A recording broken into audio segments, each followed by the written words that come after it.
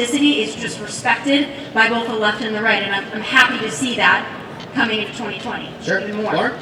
Well, I'm obviously part of new media. I think new media and independent media is so important, but I think we should acknowledge that because we're so upfront with our biases and we often are pushing a specific agenda, it can lead to a sort of an echo chamber forming for those who support us, right? Because if you're subscribed to, let's say, a bunch of left or right-wing YouTubers, it'd be great if you took the time to choose and balance, but the likelihood of that happening is not the best. So I think what we're finding among those who are politically engaged is that there is an increasing, I guess, polarization, but I think we all need to remember this may be hard for people in this room who are obviously passionate about politics, but most people are not this engaged, they're not this invested. So for those people who are still depending on the mainstream media, I think we need to make more of an effort about reaching those people with new information, new ideas, because for a lot of the times it can feel like we're just preaching to the choir, to the already established, when, you know, we have these, I don't know, sometimes I feel like when I actually talk to my friends who aren't on Twitter that they don't know anything I'm talking about because we're so in our political echo chambers. We forget that, oh yeah, regular people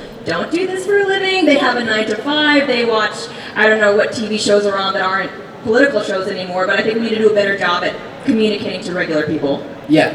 Tim, you want to pop in? Go ahead. Yeah, I'd like to pop in. I can't believe we're talking about corporate media as if it's, you know, for the people at all. Because corporate media is for the advertisers. So if you have a conversation about media, you got to have it about independent media. And as far as like, you know, well, is it polarizing? Well, yeah, but you can subscribe to as many channels as you want, Johnson. So if the people decide, hey, I like watching Kyle, and that's all I want to watch, that's fine. You don't have to watch time to get a balance. And if you like The Walking Dead, you like The Walking Dead. No one says you got to watch, I don't know, The Office. So people make choices about what they prefer. I think facts should lead the way, not just biases, right?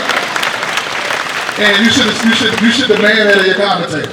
And if you don't, well, that's a fault of the person watching, not so much the commentator. And I actually don't think we're as divided as it seems, because when you actually poll people on the specific policy issues, there's a lot of agreement. There are a lot of points of agreement. So for example, when you look at the polls on like legalizing marijuana, for example, I mean, it's well over 60% now. Yeah, it's well over 60%. You'll find people on the right, like Rand Paul, libertarian-leaning people who will agree with it. You'll find, you know, social democrats on the left who push for that as well. The Gardners of the world, right? Yeah, and you look at, you know, the issue of war, for example. I mean, you see virtually everybody in Washington, D.C., virtually every elected politician in Washington, D.C. is like pro-war until the end of time. But when you look at the actual people who are right-wing, people who are left-wing, generally speaking, they're like, yeah, you know, war is bad. So that's, you know, that's a good thing, that when you actually go to the issues, we're more in agreement than we're divided. Yeah, but I mean, open question for all of you. I mean, is it problematic that a lot of people can just simply choose to stay in their own lane as a consumer? Anyone in this audience can specifically say, I'm a Tomi Lahren fan, I'm a Kyle Kulinski fan, I just follow the Blades, I just watched the Tim Black Show, and I don't want to get any other information from any other source because this person fits That's exactly fine. There's no problem with just listening to me. I knew like it. that was coming. But in the spirit, I mean, listen, clearly we are so far beyond an era where, you know, everyone used to say, if Walter Cronkite said it, it was fact. That was it. When he came out and said something, no matter who you were in this country, no matter who you voted for, there was a gravitas to the voice that he brought to a national audience. Is it problematic that we don't have that sense of unifying voice, or are we moving in a good direction, you think? I agree that we have a choice, and I think to say, well, if someone just wants to watch this as problematic, that's your choice. At the end of the day, you're going to watch what you're going to watch, and we're going to put out the content that we put out, and if you don't like it, don't watch it. If you like other forms of media, watch that. I think we encourage everybody to get out of their echo chamber. We encourage everybody not to just toe the party line or just be in their tribe. At the end of the day, that's your choice. If that's what you choose to do, I like to watch The Housewives. That's the only, you know, really reality TV show I watch, but I don't find it problematic. It's what I enjoy. Do what you want to do. Consume the media you want to consume. If that makes you less educated as a result, again, that's on you. Broaden your horizons. But to say that it's, you know, incumbent upon us as media figures to stop doing what we're doing because people are existing in an echo chamber, you got to make the choice to get out of your echo chamber. Was that personal responsibility, it sounds like, on the consumer? Yeah, that's why people watch independent media, right? Because we do have opinions. Because we do have our own belief systems. We're not getting paid like, I don't think Kyle's getting paid to say anything Kyle says. So when he says something, you believe it, right? When I say I believe, like no one's funding me. My people who watch the show fund me, so that's what I think those biases, well, that's just a point of view and a voice that we have for an issue. And I don't think, as long as you're committed, the commentator should be ethical. And if you really believe it, stand on it. And last point on this before we move on. Go ahead, Kyle. Yeah, and also, I just want to get at this point that there's this misnomer, and virtually all of mainstream media has fallen for it, and it's this idea that they think neutrality equals objectivity. And neutrality is not the same thing as objectivity. Neutrality is always calling it 50-50 no matter what. So that's like saying if somebody says, oh, this is the way you have babies, and somebody says, no, I think it's the stork.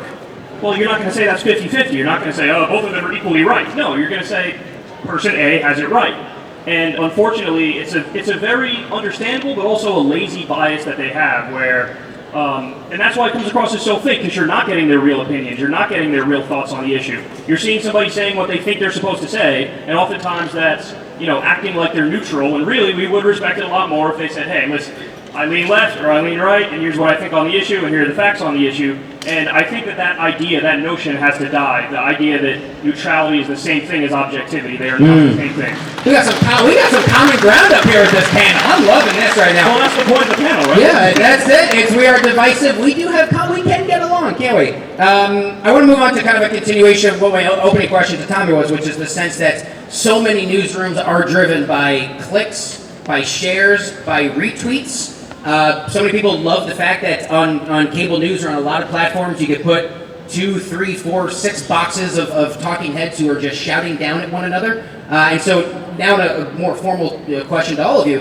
What responsibility do newsrooms have, the cable news giants all the way to the platforms that you are all on, to make sure that perhaps they are making decisions internally, largely based out of newsrooms out of Washington and New York, to best contribute in good faith to viewers all over the country? Tim? Well, I want them to keep doing what they're doing, Johnson, because they're canceling themselves.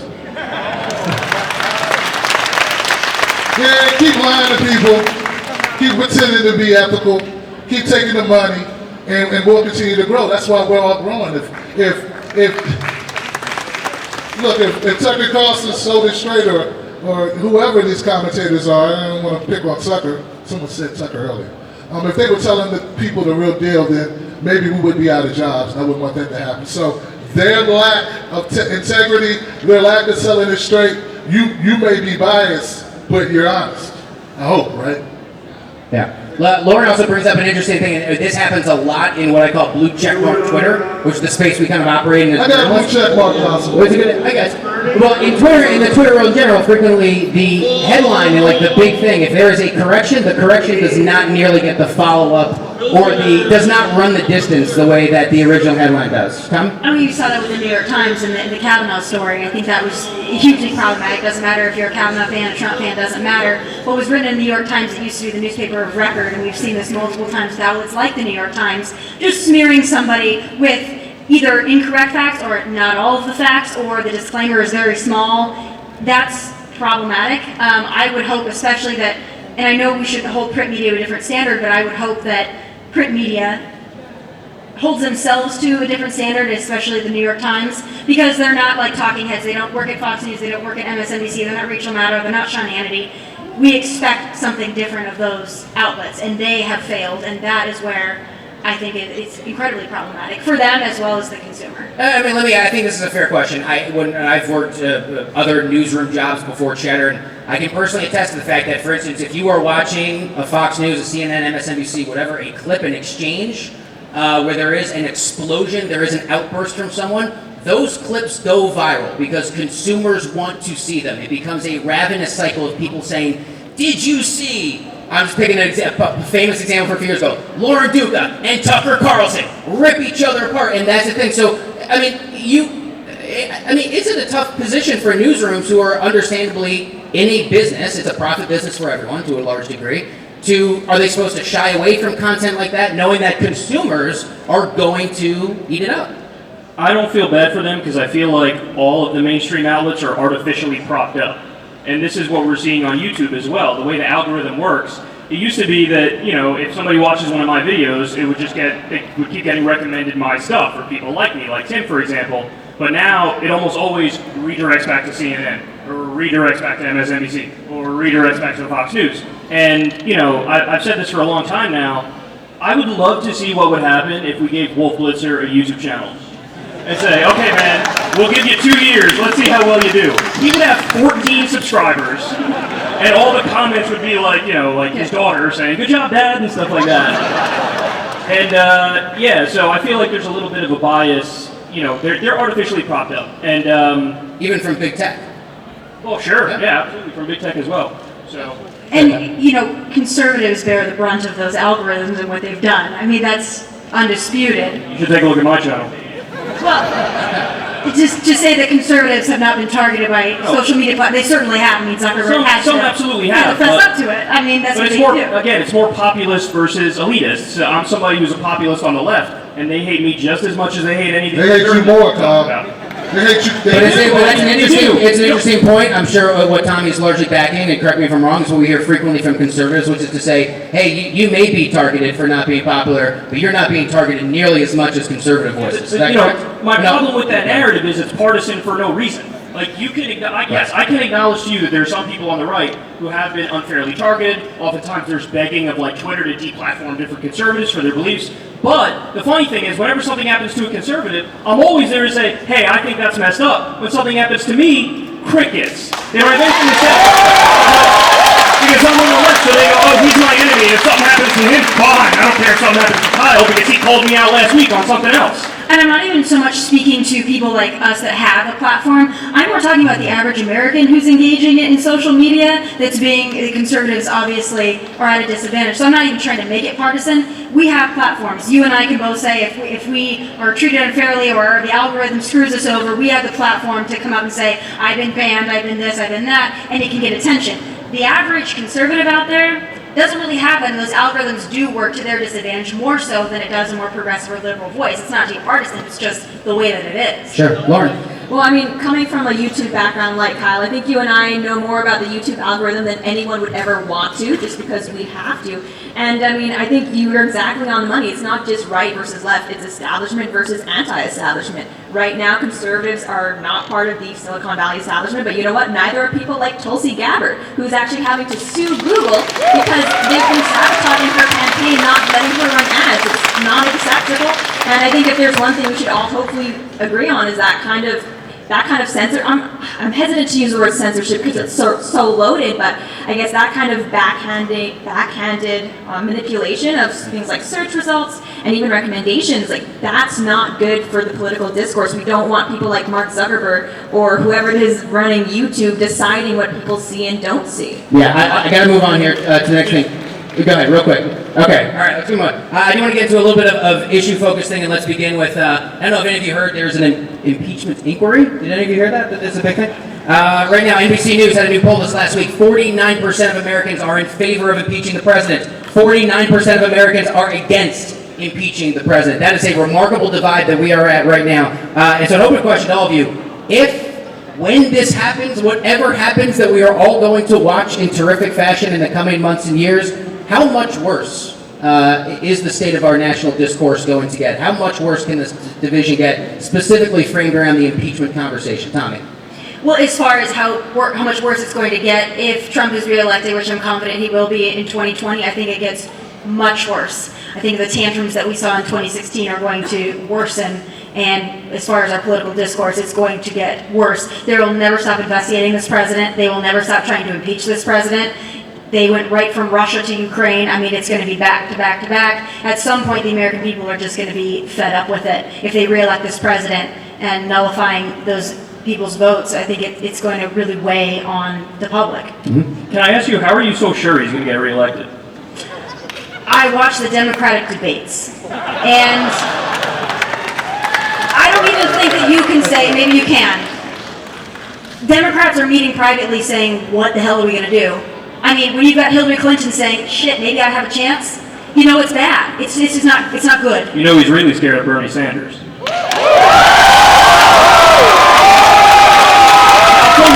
I'll tell you why. I'm going to tell you why. So there was an article, little discussed article that came out about 2 months ago, and basically Trump is saying behind closed doors, like, you know, if there's one thing, it's really tough. It's really tough to run against abolishing debt, all the college debt, the medical debt. That's a tough one. That's a tough one. People are underestimating this whole socialism thing. And there's a reason why Trump knows that. Again, because he ran as a populist in many respects. He ran outflanking Hillary on the left on many issues. Because he's not dumb. A guy like Mitt Romney goes up there and he's like, yeah, I think war is good, and I think that we should do more trade deals that outsource your jobs, and robot Mitt Romney just breaks down. Trump knows how to get a room to clap. He understands that. So he knows if he's on a debate stage with one Bernard Sanders, and he keeps sticking to the issues, and he keeps saying, I'm going to eliminate your debt. This guy's not going to eliminate your debt. I will. Medical debt, student loan debt, everything, I'll eliminate it. Well, that is a hard, I mean, what do you come back from? How are you going to pay for crazy. it? You're crazy, Bernie. How are you going to pay for it? That's how you come back. Well, it's easy because virtually every other developed country has everything Bernie Sanders has.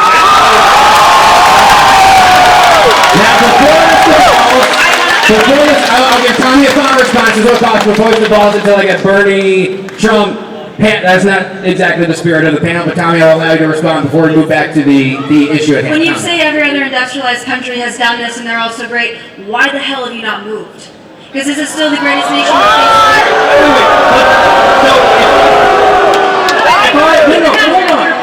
When you say here are my ideas and I want to implement them, I don't go to you, Tommy, why do you hate America the way it is? I know that those are just your opinions and you're fighting for them.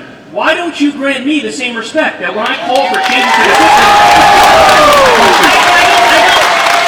I don't say that you don't. Don't get me wrong. I told you to leave. No, I'm saying. To be fair, she asked you I'm why saying you leave.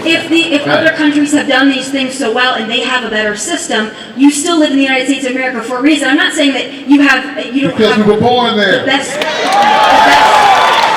I love my country, don't get me I'm wrong. not saying you don't. We all love the United States of America, don't we? There we go.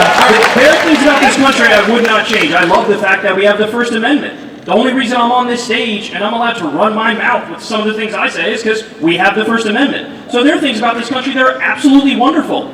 There are also some things that are really terrible. And I think that dissent is the highest form of patriotism. And so, if you want to fix your country, you propose ideas to fix it. All right, let's move on. I want to go to Tim and Lauren here because on this issue of impeachment, I couldn't help but notice there's an MLB umpire by the name of Rob Drake. If any of you heard about this week, it's one of the more extraordinary baseball non-World Series storylines. This is an umpire who works for Major League Baseball, has been covering it, by all accounts, had a great career doing so. And recently tweeted, I will be buying an AR-15 tomorrow because if you impeach my president this way, you will have another civil war. Hashtag MAGA 2020, the MLB is investigating, the tweet was taken down, there was a major mea culpa made by Major League Baseball. I mean, what does this tell you that the sense of the impeachment conversation could potentially continue to grow in far more ugly ways than we've already seen the last month and a few days? To Tim or Lauren down there. Well, Lauren, you want me to go? Well, you can go first. Bullshit. Which part? Man, if you're such an idiot that you're going to go out and buy an AR-15 because Trump lost an election or he's getting impeached. First of all, the people that lose because of the impeachment proceedings are everyone in this room. Because we're not talking about real things that affect real lives. We're sitting about talking about Trump, what he did in an email, or what he said on the phone in Ukraine. It was the perfect phone call, Tim. I don't know what you're talking about. It was the most unbelievable phone call. And that to me is the vision, is the fact that they're allowing, they're making Trump the story every day, all day. They're talking about poverty, education, opiate addiction, incarceration, all that other shit, climate change. So when Tommy said, hey, she watches debates, I'll give you that. You should have focused on climate change, mass incarceration, and other real things. They did. But at the end of the day, it's not going to be impeachment that destroys us. It's going to be the conversation about impeachment. This ain't impeaching him. Let's keep it 100. You say they are or they're not? They're not going to. The Senate's not going to go along with it. This is an exercise of futility, just like the damn Russian investigation. Come on, man. Well, there's a I mean, if the House moves, adjudicating in the Senate is a whole different story. You don't think even the House of Representatives will move forward on any articles? The House could. The House could. You're right about the Senate. You're talking about the hot chamber, but yeah, I don't think at the end of the day Trump is going to. The way you get him out is at the ballot box. Anything else is a crock of shit. You need to get away from that. Lauren, do you agree with that? Yeah, I absolutely agree with that. They've actually, both Republicans and Democrats have done polling about the issue of impeachment. Impeachment is great because it gets at those hate voters. If you hate the Democrats and they're impeaching, then as a Republican, you want to say, I'm going to fight these people. I want to get them out. It's the same thing with if you're a Democrat and you want to kind of rally up the people who want impeachment, then this is a great way to get those voters out. But if you're actually someone who cares about the issues, this is that. You shouldn't be voting for someone just because they hate or love Trump. You should be voting for them because they care about the issues you care about. And this is just a way to, I guess, wrangle the narrative in a way that's really easy to feed people. You can get to toe the party line. You don't have to think about policy at all. But you're right, the voters end up losing. And let's be clear, I mean, back in Washington, D.C., both parties, you hear a Nancy Pelosi press conference, you hear Donald Trump talking with reporters, they basically sit there and say, despite impeachment, we are committed to lowering the cost of prescription drugs. We are committed to taking the next step on criminal justice. That both parties are talking about doing the same non-impeachment things. It's just really a question of, are you really going to get anything done in this climate while there is an official impeachment inquiry? Tommy, you're shaking your head now. No, I think we're all in agreement on that, which is fantastic. I think this is all a distraction from the issues, whether you want to fix them a Bernie Sanders way or a Donald Trump way. It's a distraction. It's a disservice to the American people who, no matter what side of the party aisle that they sit or that they believe, are just worried about paying the mortgage and sending their kids to college and all the kitchen table issues. It's a distraction. It's a disservice. And both parties are doing it to us. And it would have been great after Russia if we could have moved on. But that's not where we are. I'm curious. Can I do this with the audience? Who is not in favor of impeaching Donald Trump? Show of hands. If you do not think impeachment is the right thing. And I'm assuming everyone else. And how about who is in favor of impeaching Donald Trump? That's pretty even. That's pretty split. Yeah. Let me just say, I agree with everything that's been said on impeachment so far. I think it's just a fact that it's going to die in the Senate, even if it gets through the House. You're just not going to get 20 Republicans. You're not. That's mission impossible. And leave it to the Democrats to go into a battle that they 100% know they're going to lose. It's just so silly. But I will also say, though, because I think this is an important point to add on top of it, that doesn't mean that he hasn't actually done stuff that's impeachable, because I think, of course, he has.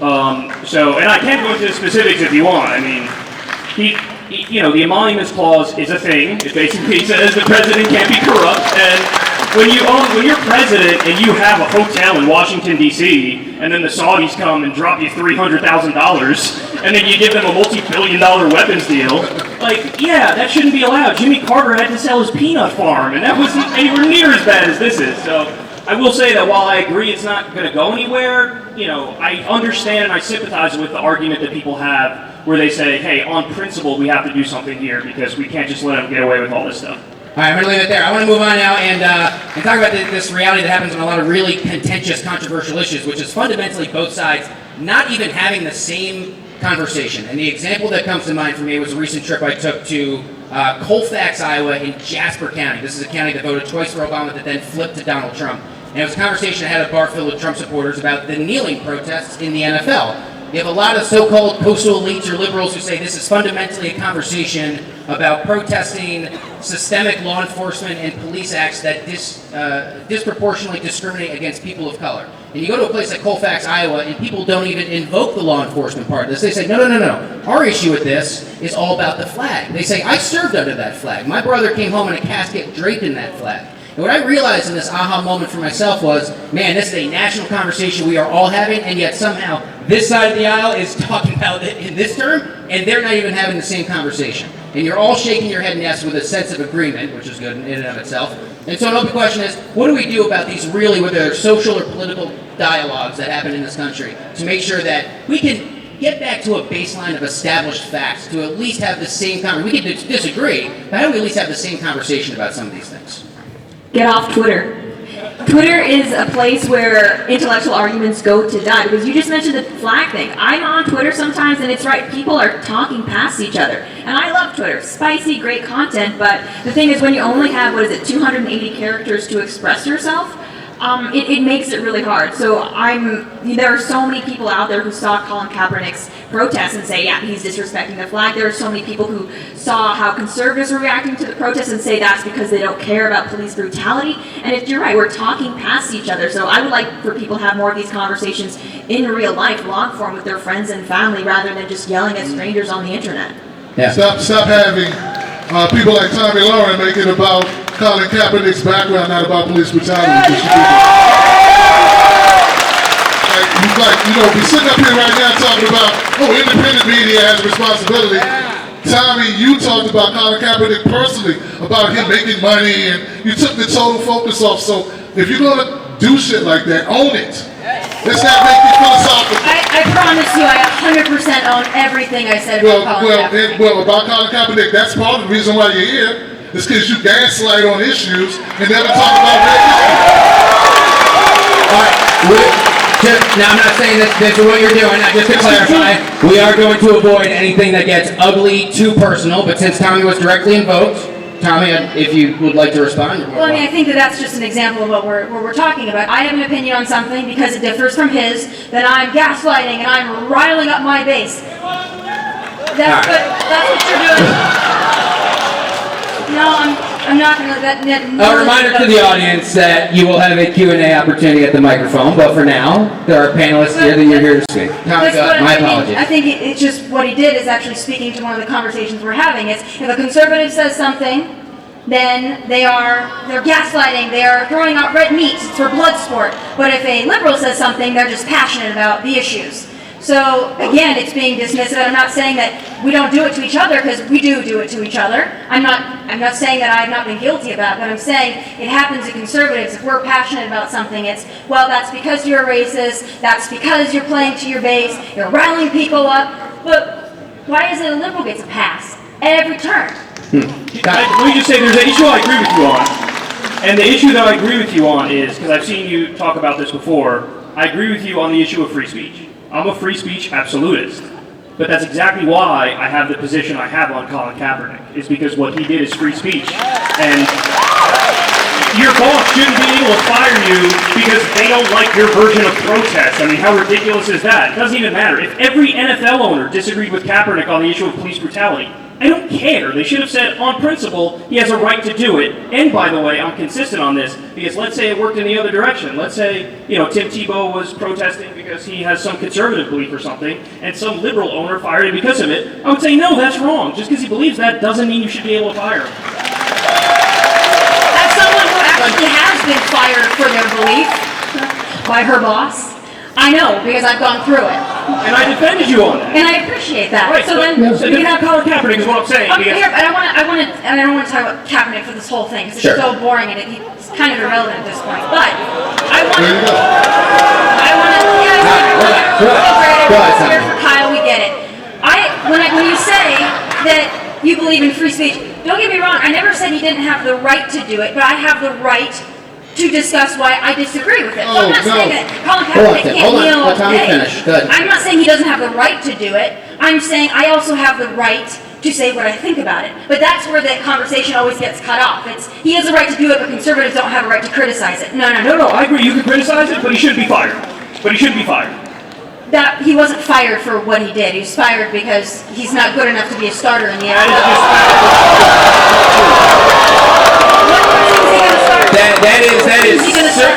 That is certainly a debatable point. Some people feel differently. No, he's good enough. He's good enough. I know his last year in San Francisco was like a little shaky, but he was still a solid quarterback. I kind of wish he was with the Giants right now, to be honest. But we have quarterbacks in wheelchairs right now starting. Look at the Hong Kong issue, because this is that issue flipped. So you have, the owner of the Houston Rockets, I think it was, he said free Hong Kong, and all of a sudden the NBA is scrambling and trying to shut him up because, you said the wrong thing. It's a little too politically incorrect, and he's in trouble. No, right, but I'm saying it's the same principle with Colin Kaepernick. He did something that was viewed as a little too spicy, to steal your word, a little too politically incorrect, and that's why he's getting punished as a result of it. So, listen, and you guys know this, I've gotten in trouble sometimes for defending right-wingers when right-wingers say things that are not great, but I think on principle, we should... But when you say you get in trouble, who's giving you a hard time for that? Well, if I do a video and I'm out there defending some loathsome person that I despise, like, say, I don't know, Bill O'Reilly or something like that, yeah, people are going to go, that's kind of weird, man. Why are you defending that creeper? And isn't that the spirit of the part of the problem with tribalism, that you even have supporters who just say, oh, you shouldn't be defending Tommy, you should be defending Bill O'Reilly? Well, yeah, but that's what I'm begging for people to do, is be a little more high-minded about this and a little more principled about this, where you throw out the window the political persuasion of the person who said something, and all we really focus on is the fact that they shouldn't be punished for saying something that's controversial. But see, that's my point, Kyle, because people would be more focused, I think, if we focused on the issue, not the person. And that's what I meant about Kaepernick. It's like we started focusing on him and that police brutality. I think that was intentional. But the same thing, like if like Milo, when Milo lost access, when these people just been deplatformed, they're focusing on these people saying they're horrible people. They demonize the person. Let's talk about the issue. The real issue at hand. It's not them as a person. It's whatever they said in the First Amendment. Hey, by the way, we're going to continue the conversation. If you would like to ask a Q&A, we're going to get to it shortly. There's a microphone for you to line up. So if you've been sitting there thinking, oh man, I want my shot to yell like this guy already did without a microphone. Wow, that is a rush to the mic. I do not think we're going to get to all of you, that is for sure. Congrats to the first three. Look. Way to go, Lauren, to you, man. I mean, just to finish the Colin Kaepernick thing, honestly, as someone who doesn't care at all about football, and no offense Americans, because, you know, you do your thing, but I just found it really interesting how this was supposed to be, his thing was supposed to be a protest about police brutality, and it ended up being morphed in this whole conversation about can he kneel for, like, during the anthem in front of the flag and, like, football and everything. But what we should be talking about is, like he said, police brutality. Or if you're conservative, we can, fine, let's have that conversation about is this an effective way of protest. But trying to paint it as Colin Kaepernick just, I don't know, hating America, trying to be fired, I think that was an example of mob mentality and cancel culture coming from the right, which I've spoken against. And, it's not okay when they do it to someone like, gosh, who's been canceled lately, Sarah Silverman. It's not okay to do it for Colin Kaepernick. Now, what's interesting is the Hong Kong protests were invoked. And I just did an interview with a Democratic senator, and then I talked with Republican Senator Josh Hawley earlier this week from Missouri. And this is something where the condemnation seems to be bipartisan. And I'm wondering if that is because the condemnation is more or less aimed at China as opposed to an internal domestic force, right? Yes, the condemnation is against the NBA. Against the NBA, but it really, right, what we are expressing our angst against is Beijing policies on cracking down on free speech. And this seems to be an issue where, remarkably, I walk the hallways of the U.S. Capitol, and I see someone with a D next to his or her name and someone with an R next to his or her name, and they're both giving me the same answers, which is to say the people and the rights of Hong Kong deserve to be protected, and we don't oftentimes hear that sort of agreement. Yeah, but the NBA is kowtowing. The NBA is kowtowing because they have $1 billion deal with them, so where it actually matters, they're like, no man, you really do have to shut up and not say that ever again. So I agree with you that, you get this intellectual agreement with people, but unfortunately, when the rubber meets the road and it comes to actually setting policy in the NBA, they really did shut them up. I think we are about at the 10-minute mark. Let's go to our first person there on the microphone. If you would, please say your name and where you're from. And I'm from California, and I know that there's a lot of things that we disagree on, but one thing I hope that we all agree on is whistleblower protection. And I'm actually facing, I'm actually facing 8 felony charges for exposing criminal animal cruelty and rescuing animals from a massive factory farm. And you can find more information on righttorescue.com, but my question is, do you think that criminal prosecutions are an appropriate response to whistleblowers who are exposing animal cruelty inside of these places which are basically kept hidden in the dark from the public? Well, whistleblower protections in themselves have gotten some bipartisan support against the president. Kyle, do you think you're going to answer? Go ahead. Yeah, I mean, I would free you, free Snowden, free Assange, free Manning. I almost said freeze Manning. That would have been awkward. Free Manning. So yeah, no, I agree 100%. We have to protect whistleblowers. And unfortunately, this is one of those issues where, when people become president or when they actually get power, all of a sudden they flip. And I think that's because of the power of the deep state, the FBI, the NSA, the CIA. They put too much pressure on people who would otherwise believe the right thing and do the right thing. Do one more answer on this if anyone has. I agree 100% completely. Yeah, they should have never made whistleblowing anything equivalent to spying. It's not. You're not selling to some foreign country something. You're informing the public. It's a service. You're a hero. Thank you. Thank you for your question, bro. Thank you very much. Really appreciate it. Next up, I'm in. All right. Hi, I'm Jack. I'm here from Nashville. Kyle, Tim, I got to meet you both earlier. That was awesome. Tommy, I came to the debate you did with Anna Kasparian earlier today, and while I agree with Anna on pretty much all the issues that were discussed, there was something you said at the end that I wanted to ask you about. And this question is for all of you guys. So one of the things you said was, look, Anna, I may disagree with you on the issues, but at the end of the day, I don't have bad blood for you, and I'm going to defend you if someone says, like, oh, you're not going to say what you said, but the basic point is, how can we discuss our different visions for the country without resorting to hatred for the other person or saying the other person is un-American? Great question. No, and I met what I said to Anna, and we had a great conversation after as well. I've always tried to separate the person from the politics. I can disagree with your politics, I can disagree with the way you express them, but I think that people exist outside of the political realm. I actually agree that on Twitter it doesn't make it seem that way, social media it doesn't seem that way, cable news it doesn't seem that way. But at the end of the day, if nobody on the stage is able to check out from politics and just go out on Broadway and have fun tonight, I feel sorry for that person, because you need to be able to shut it off. And I think that's what we should be able to do. And be better at. And most of us are, quite frankly. Everyone likes to see the blood sport of us fighting up here. I'm sure that's why you're all here.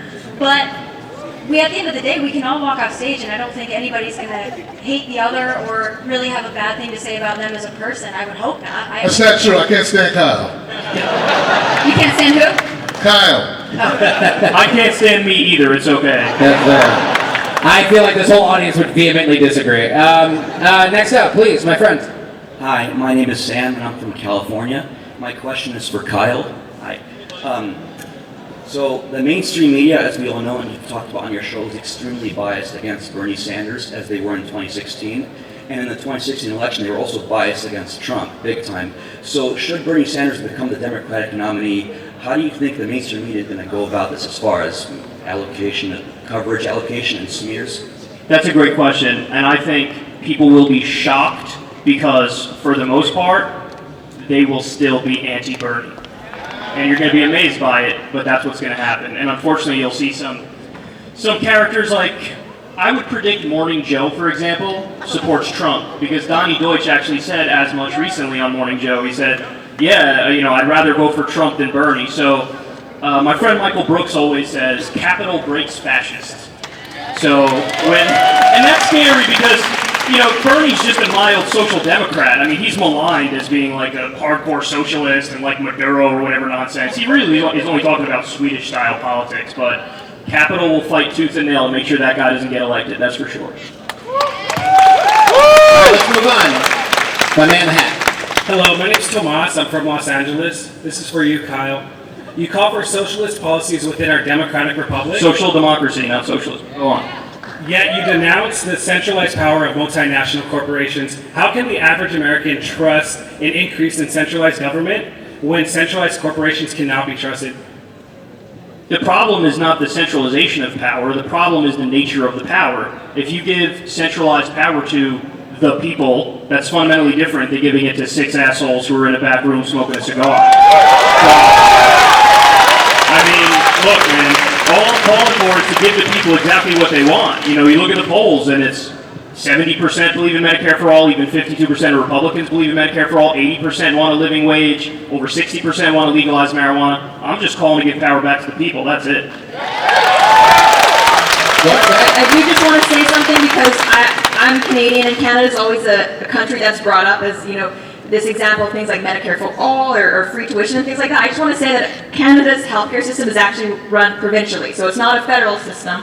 Just want to put that out there because it would be something more like what Mitt Romney, if you are in favor of doing it, the Canadian, he says, do it on the state level. That's a multi-payer system. I would do that as a compromise in a second. The thing that I care most about is that it's funded via tax dollars, full stop. You want to break it down to the local level or the state level, that's fine with me. But well, I think even a lot of conservatives I've talked to that about healthcare, they do say if California wants that, that's fine, but trying to implement it on a federal level, I think, is what's making things a lot harder than it needs to be in the healthcare conversation. It would be much easier to bring it back to the states. Yeah, shout out to states' rights. All right, my man, here at the mic. Okay, this is for everyone. We talked earlier about each political party fracturing. Do you guys believe that after the next election, they would actually split up into multiple parties, or they're going to maintain and stay together?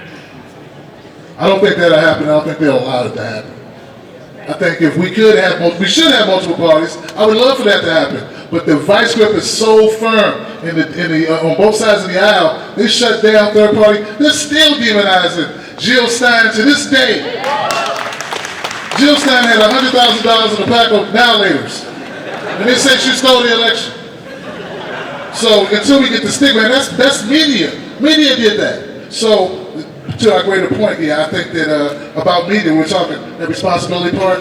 Yeah, there a lot of the problems that we have. Kyle talks about all these issues we agree on. Why don't we have them? That's your proof that we don't have a true democracy in this country. Anyone else? We'll never It's all get in past the the two-party two-party system. system. No, it's built into the system at this point. It's just, we're not. I wish we were more of a parliamentary system, multiple parties, but we're not. So it is what it is. Tom? I agree, we're gonna be a two-party system, that's not gonna change, not after 2020. Yeah, I think the two-party system is entrenched in the United States politics, but it's too bad, because even with parliamentary, it sounds great having more parties, but then you have the possibility of someone being elected with literally a minority of people voting for them. I mean, there's not You an like easy Trump? way. Even in your local even in your local writing, that could happen. So it's frustrating. I think the best democracy is probably the French system, where they have rounds of election. That way you can, get vote your conscience vote out first, and then when you see what's realistic, you kind of have to pick between the lesser. We need ranked choice voting, is what we need. National Primary Day? National Primary Day, that's another big push. That'd be dope too, yeah. We should have the day off to vote. I feel like both parties can agree to a large degree of some degree of election reform, right? Yeah, there you go. Way to do things different. And here we are in agreement. Ladies and gentlemen, give it up for Kyle Kulinski, Lauren, J.D.